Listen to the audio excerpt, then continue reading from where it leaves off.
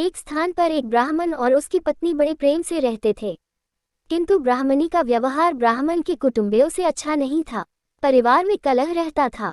प्रतिदिन के कलह से मुक्ति पाने के लिए ब्राह्मण ने माँ बाप, भाई बहन का साथ छोड़कर पत्नी को लेकर दूर देश में जाकर अकेले घर बसाकर रहने का निश्चय किया। यात्रा लंबी थी। जंगल में पहुंचने पर ब्राह्मणी को बहुत प्यास लगी। ब्राह्मण पानी लेने गया। पानी दूर था, देर लग गई।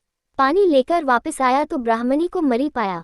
ब्राह्मण बहुत व्याकुल होकर भगवान से प्रार्थना करने लगा। उसी समय आकाशवाणी हुई कि ब्राह्मण, यदि तू अपने प्राणों का आधा भाग इसे देना स्वीकार करे तो ब्राह्मणी जीवित हो जाएगी। ब्राह्मण ने यह स्वीकार कर लिया। ब्राह्मणी फिर जीवित हो गई। दोनों ने यात्रा शुरू कर दी। वहां से बहुत दूर एक नगर था। नगर के बारा में पहुंचकर ब्राह्मण ने कहा, प्रिय, तुम यहीं ठहरो, मैं अभी भोजन लेकर आता हूँ। ब्राह्मण के जाने के बाद ब्राह्मणी अकेली रह गई। उसी समय बारा के कुएं पर एक लंगड़ा किंतु सुंदर जवान राह चला रहा था। ब्राह्मणी उससे हंसकर बोली, वह भी हंसकर बोला। दोनों एक दूसरे को चाहने लगे।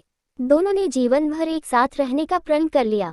ब्राह्मण जब भोजन लेकर नगर से लौटा तो ब्राह्मणी ने कहा, यह लंगड़ा व्यक्ति भी भूखा है, इसे भी अपने हिस्से में से दे दो। जब वहां से आगे प्रस्थान करने लगे तो ब्राह्मणी ने ब्राह्मण से अनुरोध किया कि इस लंगड़े व्यक्ति को भी साथ ले लो, रास्ता अच्छा कट जाएगा। तुम जब कहीं जाते हो तो मैं अकेली रह जाती हूँ, बात करने को भी कोई नहीं होता, इसके साथ रहने से कोई बात करने वाला तो रहेगा। ब्राह्मण ने कहा, हमें अपना भार उठाना ही कठिन हो रहा है, इस लंगड़े का भार कैसे उठाएंगे।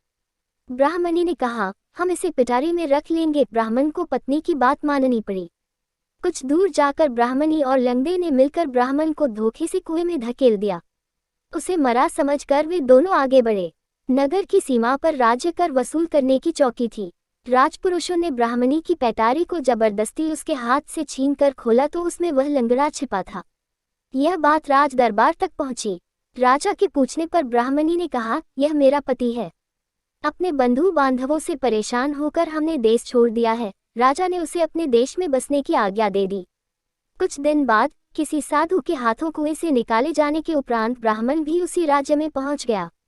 ब्राह्मणी ने जब उसे वहां देखा तो राजा से कहा कि यह मेरे पति का पुराना वैरी है, इसे यहाँ से निकाल दिया जाए या मरवा दिया जाए। राजा ने उसके वध की आज्ञा दे दी।